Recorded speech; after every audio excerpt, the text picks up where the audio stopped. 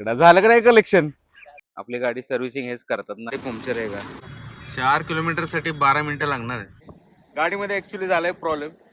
नमस्कार मित्रांनो, जय महाराष्ट्र. तर पुन्हा स्वागत आहे नवीन व्हिडिओमध्ये. आता वाजले 2 आणि उन्हाळ्याचे दिवस आहेत, त्यामुळे मस्त छानपैकी कोटसेट घातलेला आहे आणि आम्ही चाललोय राजस्थानला. तिकडे एक कार्यक्रम आहे. साधारण आपण 5-6 दिवसाचा हा प्लॅन आहे. आणि इथं पहा आपलं सगळं बॅग वगैरे सगळे पॅक झालेत. माझ्या आणि गणेशची बॅग आहे. डेस्टिनेशन आपलं एंटर केलंय. इथून दाखवतात आपल्याला कंप्लीट 22 तास. आणि त्याआधी इथे पहा आपलं डीएफ लो झालेलं आहे. तर आपण पहिला आता डीएफ लोचं फुल करून घेऊया.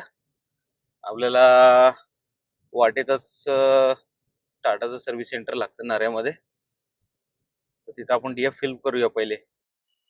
तिथं आपले भाऊ आहेत, सचिन भाऊ गिराम. आपली गाडी सर्व्हिसिंग हेच करतात, नाऱ्याला असतात ते वारजे. रिकव्हरी चालू आहे. पाठवतो का नाही? कलेक्शन चालू आहे इकडं. झालं का नाही कलेक्शन? टेम्परेचर किती दाखवतोय बघा, 38.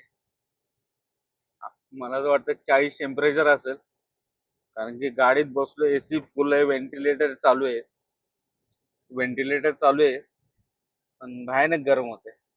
बरं झालं मी कॉट सेटच घातलाय. मी विचार करत होतो ट्रॅक पॅन्ट आणि टी शर्ट घालावा, पण त्यापेक्षा हे जास्त कम्फर्टेबल आहे.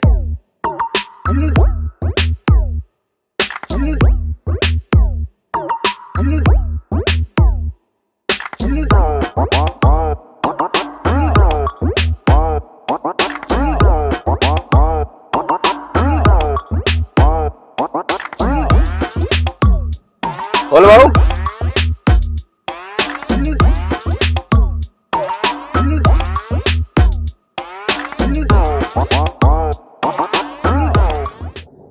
आपल्या गाडीमध्ये डीटीए दाखवतोय 58 किलोमीटर.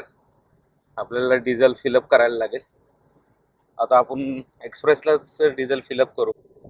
मित्रांनो, हा मिसिंग लिंक जर पूर्ण झाला ना, तर पुणे मुंबई अंतर ऑलमोस्ट अर्ध्या तासाने अजून कमी होईल.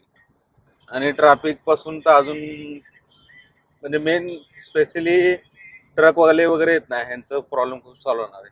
आणि ट्रकवाले अडकले तर 4 व्हीलर पण अडकतात.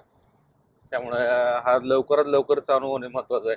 पावसाळ्यात चालू झाला तर, पावसाच्या आधी चालू झाला तर अति उत्तम. फुल करा काका,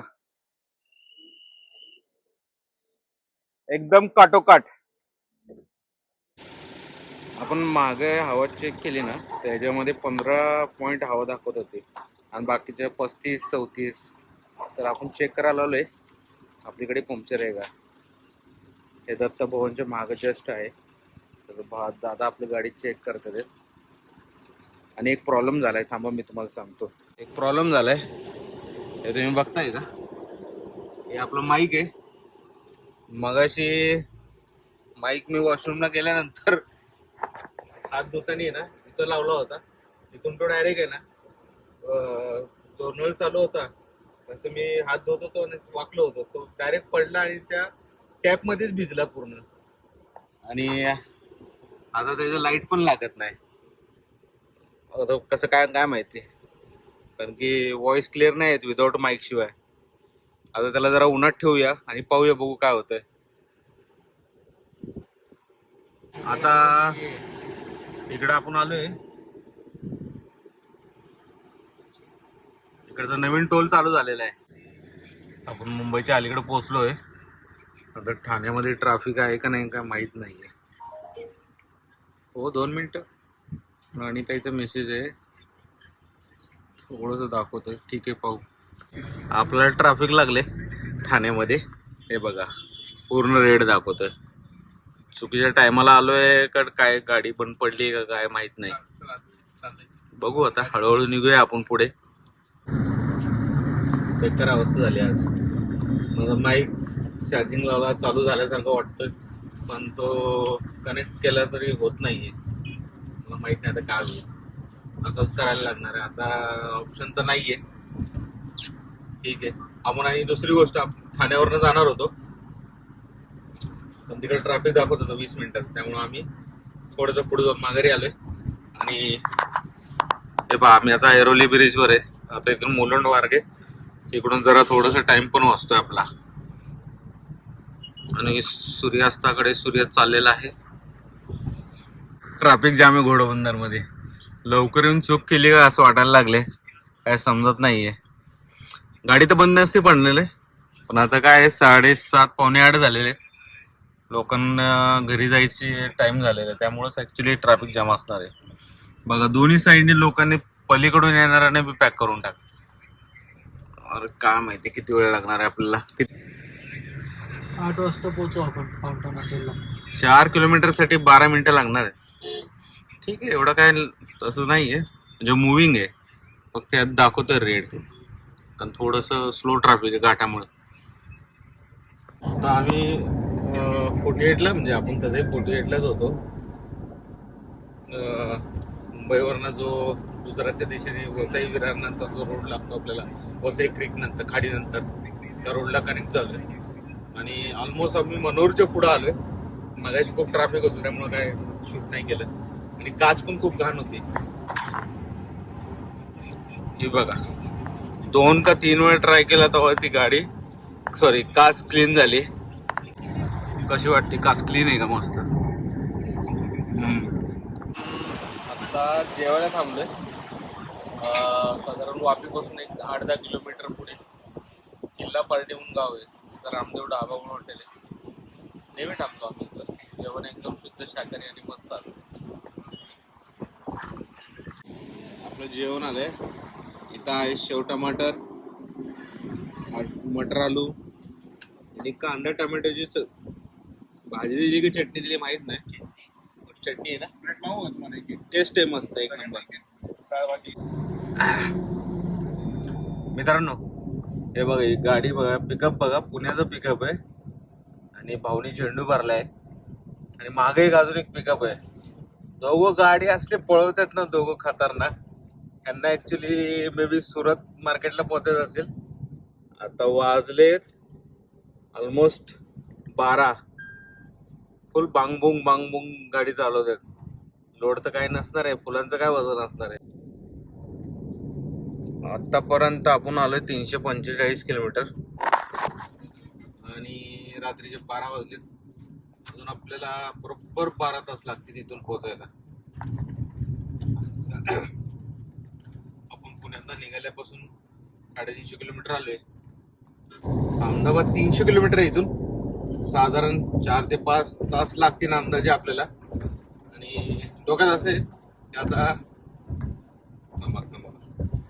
हा, डोक्यात असं आहे की नॉनस्टॉप अहमदाबाद जाऊया. 4-5 वाजतील. आणि अजूनही आपलं डेस्टिनेशन पोहोचायला आपल्याला 661 आणि तिथून 30, म्हणजे 700 किलोमीटर आहे. आणि टाइम दाखवतो आपलं 11:30, म्हणजे दुपारचे 12 वाजणार आहेत आपल्याला. हे बघा, गाड्या बघा, इकडे गाडी, इकडे गाडी, मागे पण गाडी. किडनॅप केल्यासारखं मध्येच थांबलोय मी. आता आपण पोहोचलोय अंकलेश्वरला. आपल्या भोसरी MIDC वगैरे कसं आहे, चाकण MIDC म्हणा, तसं गुजरातचं चाकण MIDC आहे. आणि इकडं सगळे MIDC असल्यामुळे खूप हेवी व्हेकल ट्रॅफिक भरपूर राहते, त्यामुळे एवढ्या सगळ्या गाड्या आहेत. आता इथून आपण भरूचला पोहोचूया. 50-60 किलोमीटर भरूच असेल इथून. तिथून आपल्याला मिळेल मुंबई दिल्ली एक्सप्रेस हायवे. तुम्ही कधी सुरत, कामरेज या साईडने वडोदरा किंवा अहमदाबादला येत असाल ना, तुम्हाला मॅपवर आहे ना 2 रोड दाखवतो. 2 नाही, पहिले एकच रोड दाखवतो. तो जो पहिला रोड दाखवतो ना, तो तुम्हाला शॉर्टकटने घेऊन जायचा प्रयत्न करतो. जो भरूच स्टेशन, भरूच एसटी स्टँड या रोडने घेऊन जातो. पण तिकडून काय प्रॉब्लेम होतो माहिती का, तो पूर्ण सिटीतनं फिरून बालिक. आणि शेवटी कसं आहे, गुगल बाई तुम्हाला माहिती आहे, ती शॉर्टेस्ट रोड दाखवते. पण शॉर्टेस्ट रोड कधी कधी खतरनाक होते. एकदा माझा अनुभव बेकार आला. तो पूर्ण मला एका शेतातनं असंच घेऊन गेला होता. तर ह्याच्या पुढं माझे जे झालं माझ्यावर लास्ट टाइम, मी तुम्हाला सांगतो. आता तुम्ही जो पाहिला ना टोल, तो टोल आल्याशिवाय ना तुम्ही हा रस्ता NH-48 सोडू नका. आणि मेन नर्मदा ब्रिजला 2 रोड आहेत. एक जो ओल्ड ब्रिज आहे आणि आपण जो तुम्ही लास्ट ब्लॉकला पण पाहिला असेल, जो जे मी म्हणत होतो तुम्हाला 2 ब्रिज लागतात. एक ओल्ड ब्रिज लागतो. ओल्ड ब्रिजला तिकडे लाईट आहे पण आता दिसणार नाही. हा न्यू ब्रिज आहे, वायर ब्रिज. हा रोड ज्यावेळेस तुम्ही ब्रिज क्रॉस कराल ना, त्यानंतरच तुम्ही लेफ्ट दाखवतो त्या रोडनीच जावा तुम्ही. दिवसाचं गेले ना त्या रोडला, जुन्या रोडला, तर पूर्ण तो भरूच सिटी मधनं घेऊन जातो. तो शॉर्टेस्ट रूट आहे. थोडासा 4-5 किलोमीटरचा फरक आहे, पण माझं सजेशन आहे की तुम्ही ह्याच रोडनी अहमदाबाद, वडोदरा, आनंद वगैरे जर जाणं असेल ना, तर हाच रोड ब्रिज क्रॉस केल्यानंतर साधारण 800 मीटरवर, 500 ते 800 मीटरवर तुम्हाला भरूचला जो कनेक्ट होतो ना एक्सप्रेस हायवे, तिकडं त्याच रोडने, याच रोडने तुम्ही कनेक्ट करा. नाही तर तुम्ही काय त्या ट्रॅफिक मध्ये अडकले की संपले. हा जास्त बेटर रूट आहे. गुगलवर कसं तो ओल्ड रोड दाखवतो, तो थोडासा शॉर्टेस्ट आहे. काच साफ केली तरी बघा असंच आहे, सारखं खराब होतं. मी क्रूज सेट केलं 115 वर. 115 वर सेट करून चालली. वाटत पण नाही 115च्या स्पीडनी गाडी चालली. पण या रोडला एक प्रॉब्लेम आहे, हा थोडासा बम्पी आहे. आपला काय बोलला, मुंबई नागपूर हायवे पेक्षा हा बम्पी रोड आहे. मच्छर बघा केवढे झाले गाडीत. आपण थांबलो होतो ना त्यावेळेस मच्छर आले.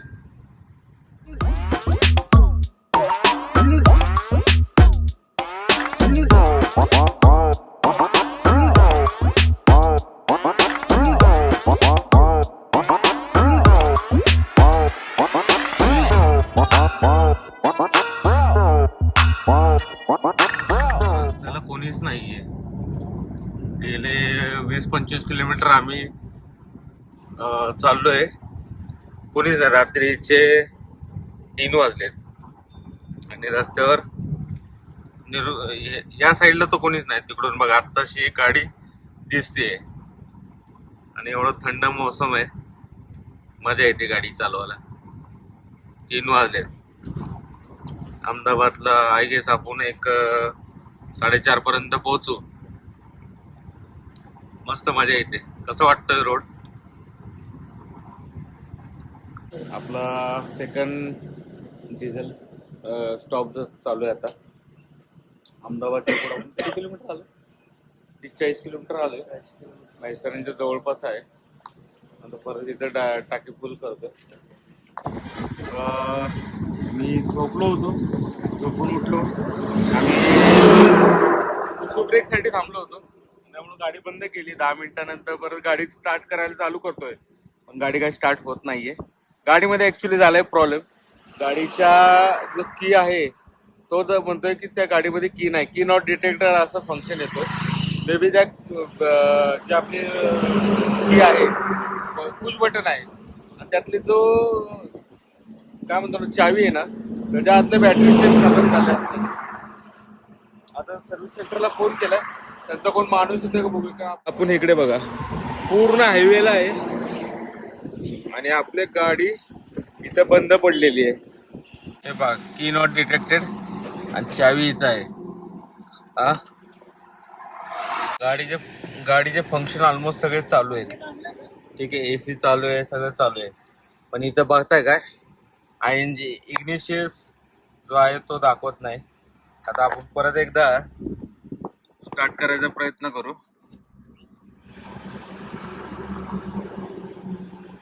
आणि गाडी चालू झाली. हॅलो, तर गाडी तुम्हाला दाखवताना म्हणलं एक शॉट घेऊया, आणि गाडी स्टार्ट झाली. आता समजत नाहीये, गाडीचं आपण हे पण केलं होतं. एक नंबर गाडी स्टार्ट झालेली आहे.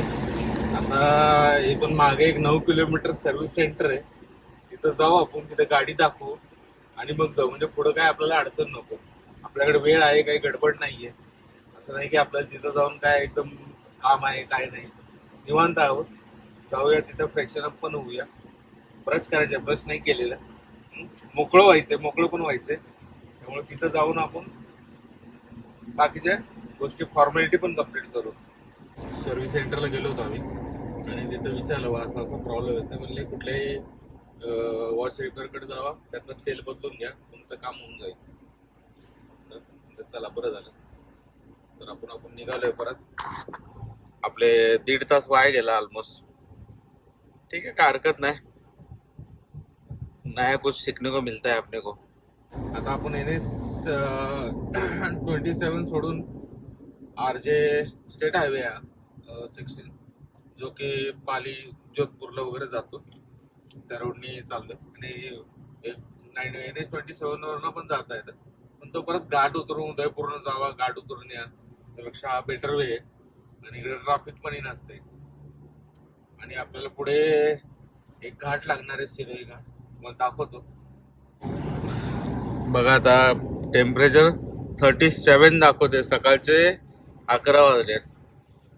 ऑलमोस्ट 42-44 टेम्परेचर इकडे जात आहे. दुपारी काय टेम्परेचर जाते आता पाहूया. थंबनेल घेण्यासाठी या स्पॉटला थांबलोय आणि वन वे होता, पण मला इकडे आलो. थंबनेल पाहिजे आपल्याला, कारण की हा मला असं वाटलं पुण्याचा निघतानाच मी ठरवलं होतं की या ठिकाणी थंबनेल बनवूया. कारण हा या रोडचा एक खास स्पॉट आहे जो मला आवडतो. चला थंबनेल घेऊया. चला, आपला हायवे सोडून राईटला जायचं वेळ झालेला आहे. हे सांडेराव आहे. इथून आपल्याला फालण्याला जायचंय आणि फालण्यावरून सादळी. 12 वाजले. सकाळी ते वडा खाल्ला होता, थोडस सकाळी एवढं उठल्या भूक नव्हती, पण आता भूक लागली. लास्ट एका व्हिडिओमध्ये तुम्ही पाहिलं असेल, पण ट्रेनने आलो होतो तेव्हा थाळी खाल्ली होती. हा, तिकडेच जातोय आपण, जेवण करूया. आमच्या गाडीने परत प्रॉब्लेम केला होता. आम्ही फालण्यात पोहोचलो आणि रिमोटचा जो बॅटरी आहे तो चेंज करायला पाहिला आणि तो गाडी बंद केली, पण गाडी चालूच झाली नाही. सेल चेंज केला तरी नाही. शेवटी तिथंच एक मेकॅनिक होता, तर ह्याला फोन केला होता पण गारवे मोटर्समध्ये. तिथल्या सचिन भाऊंना फोन केला होता. सचिन भाऊंनी सांगितले बॅटरी चेक करा. बॅटरी चेक करायला गेल्यानंतर जम्प मारायला लागली तर बसत होती. त्यानंतर ते असं कळालं ते बॅटरीचं कनेक्शन लूज झालंय. कनेक्शन त्यांनी टाईट केलं. परत गाडी आता रेग्युलर आहे. आणि पुण्यावरनं मी चावी पण मागितली माझी दुसरी. मला सेपर साईड असावं, इथून घरी जास्त ती उद्या आपल्याकडे 11 वाजेपर्यंत एक बसमध्येच दिलेली आहे. चला, हा व्हिडिओ आपण इथंच एंड करतोय. भेटून नवीन ब्लॉग मध्ये.